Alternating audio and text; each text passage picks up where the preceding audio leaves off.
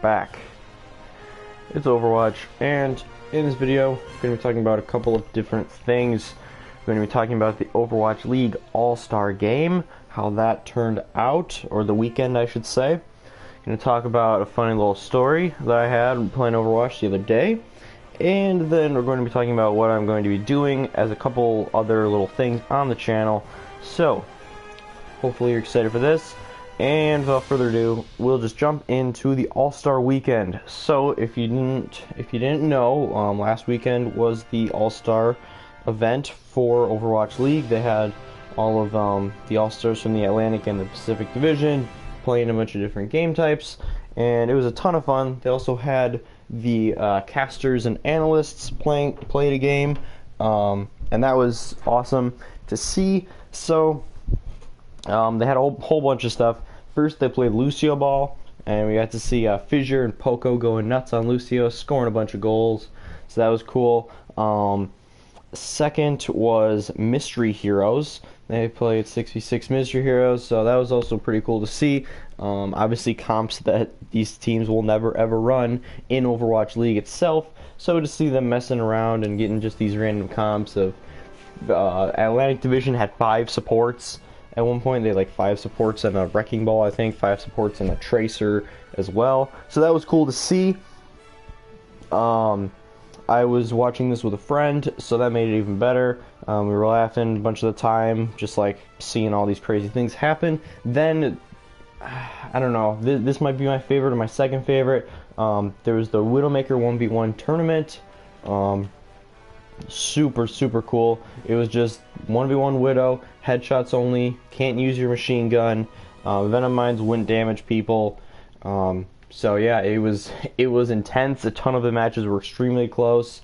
Carpe and Saya Player went down to the wire. Striker and Pine had a very close match.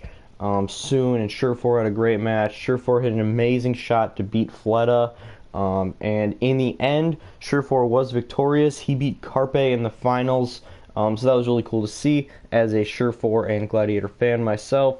But yeah, it was pretty much all the matches except for the Striker Carpe match were very close, very competitive. So it just goes to show how good all the Widowmakers are in this league, especially when it's just like raw dueling 1v1. You're not talking about like the actual game and who can position themselves the best and have the best like clutch plays to help their team out.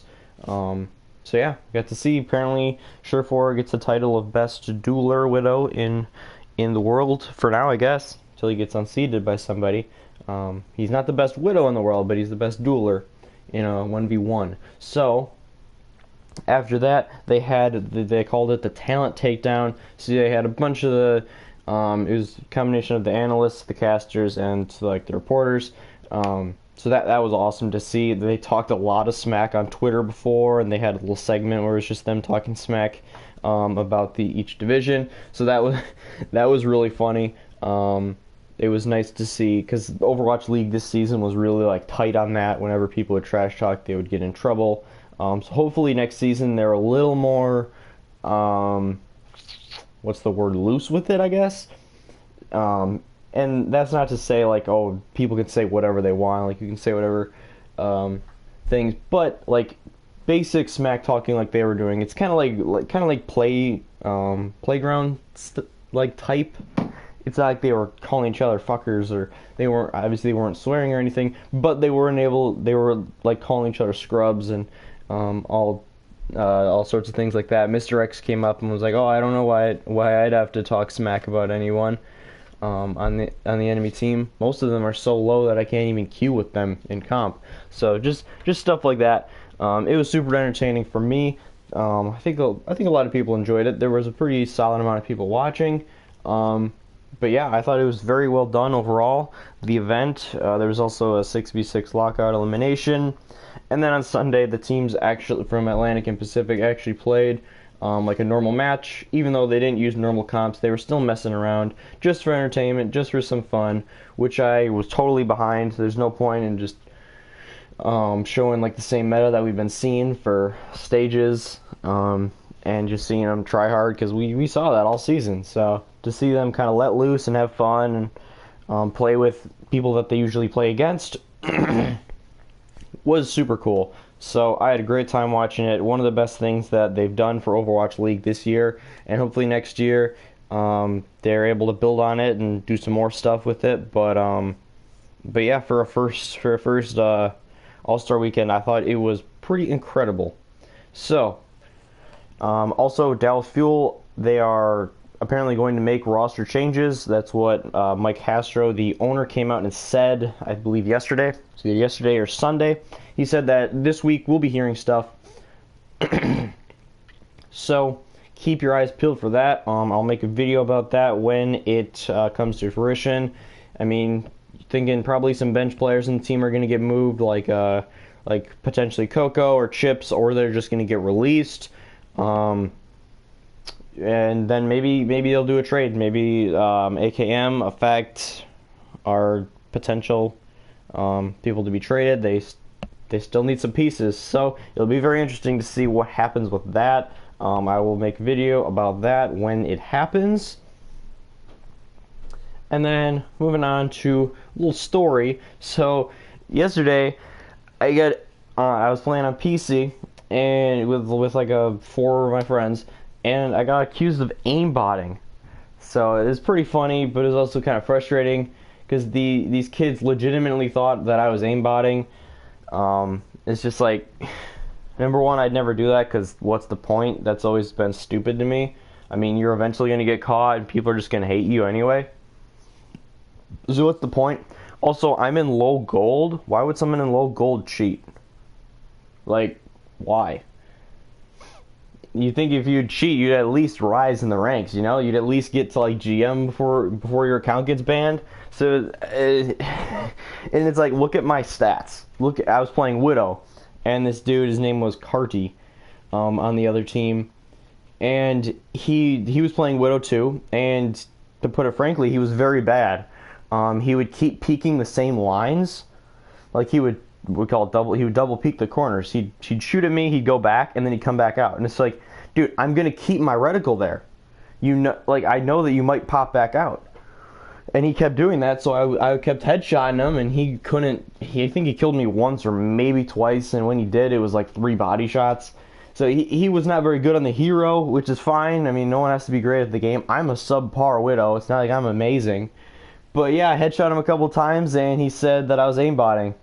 And I hit a couple of nice shots, so apparently that's cheating. So we were talking smack in the chat. I was trying to just convince him at first, like, dude, I'm not aimbotting. Look at my stats. My critical hit accuracy is like 15%. You think I'm aimbotting with that? My critical my scoped accuracy is like, I think, in the high 30s. It's not good. So it's like, to think that they actually thought I was cheating was a huge head scratcher. So yeah, one of my friends was talking a bunch of smack to him, so then they were getting really salty. And then I hit a nice flick shot on the Genji, and he hopped on he's aimbotting wagon. It's just like, come on, guys. Honestly, when we're in quick play, it's like, why would you use an aimbot in quick play? Who cares? Like, I use quick play to have fun / like practice some heroes that I'm not as good at. Like that's what it's for. Why would somebody aimbot in quick play? Yeah, it was a real shaking my head situation. So yeah, if you're on PC and you're running into a Carty, he's like level 460 some, I think. Give him if you kill him, give him a quick little bag for me. But that's it. No real hate or whatever. I mean, it's just frustrating because a thing like that, you can actually get banned if it happens enough. So it's like, well, don't want to get banned for something I didn't do. But I think Blizzard's usually pretty decent at, especially with cheating. They look into it a little bit, and if you look into anything of mine, it's clear that I don't aimbot. Have never done it, never will. I just don't see the point. But yeah, that's what happened yesterday. I mean, guys, please, I don't know, because I killed him like 3 or 4 times. I don't know if he just tilted that hard, that he just convinced himself that it was, but it's clearly not. If you've seen an aimbot, and then you look at me, like with my sensitivity, my DPI, I usually with Widowmaker right now, I've been kind of finagling with it recently, but right now I'm running about 2500 DPI at 8 sensitivity, 8.3 I believe. So it's just ridiculous. Don't do that. Don't trying to generate false reports. So I mean, I reported him for false reporting. So yeah, that was it's the first time that's happened. So it's just like in the chat, I was just like, thanks for the compliment, I guess. I didn't even do that well that game. I was like 14-8. The Widowmaker was like the only guy I was consistently headshotting. Like I got the Genji the one time, like I said, on a nice flick to the left. But yeah, don't tilt like that. Don't think about it. Actually think about it. If you really think somebody's aimbotting, let them kill you a time or two, see how sketchy it is. Look up an actual video of someone that's aimbotting. Because you don't want to start getting into false reporting people, because people are gonna hate you real quick.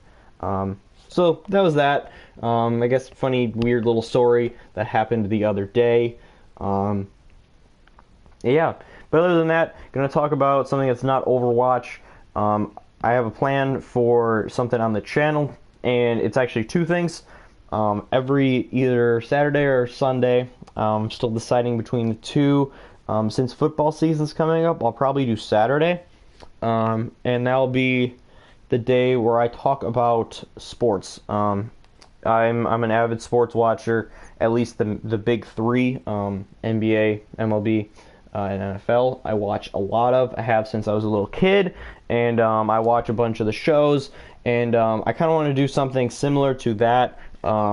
It'd probably be, I haven't quite decided on the length yet. I think I'll probably do, since it's going to be like for the whole week, I'll be like going through some of like the most important stories. It'll probably be between a half hour and an hour. I will try to timestamp like topics. So if people only want to watch about, I'm talking about MLB, talking about the NL wildcard race, for example. I'll timestamp it. That starts at like 8:49. So if you just want to watch that, you can just skip and watch that part and not all of it, because yeah, depending on how long they are, that could be a little long. Especially if I'm talking about like a sport you don't like maybe you love the MLB but you hate the NFL. So you only want to watch baseball stuff and skip all the football parts. So hopefully be able to do that. And hopefully people enjoy that. Also with that, I might eventually have like people, like a second person just come and do kind of like a little podcast style, because with two people you can kind of bounce off each other a bit more. So we'll see how that goes. I'm planning on starting that probably this next weekend. It's a good time because the NFL regular season is starting soon. We're in the thick of the race in baseball, thick of the playoff race. There's a lot of interesting things going on, especially in the NL. So yeah, hopefully you guys enjoy that. If you do enjoy sports at all, look forward to that. And then I'm also going to do probably on Mondays, so I'll probably do like Saturday for the sports and Monday for this. Call it like Media Monday or something, where I'll talk about either a movie or a show, and either like just kind of, I don't know about do a review about it, but I think for some I'll do like a review. For some I'll talk about like a series, like a new addition to a series, and like what I thought about it, what it means to the series. And I think that one as well, I'll try to do like, especially some weeks, have like 2 or 3 people on, and we'll talk about it like in general. I know Nick, one of the other co-creator of the channel, he is big into like that kind of stuff of media and movies, so probably have him on and a couple others, to just kind of talk about what we feel about like a specific movie, specific series that day, or sometimes talk about like broader stuff like what the media is doing today. And I'm not media as in news, but like movies, TV shows, anything like that. Talk about like what the trends are, what we think about like the current state of what's acceptable in filmmaking and all that. So probably start that about the same time as the sports one. That one will take a little more setting up because I plan to have like people on pretty decently consistently. So also look out for that. That should be coming in a week or two. And then when we get down to it. I'll do some stuff when they get the last 8 for the World Cup. I will also cover that for Overwatch, because that's going to be amazing. There's a lot of very good teams in the World Cup, so I'm excited for that when they get the final 8 and head over to BlizzCon. And then there will be news to cover at BlizzCon, of course. They'll probably announce some stuff. I still plan on making videos about any news that happens, any major news like trades, releases. So look out for those. Thank you guys for watching, and I'll see you in the next video.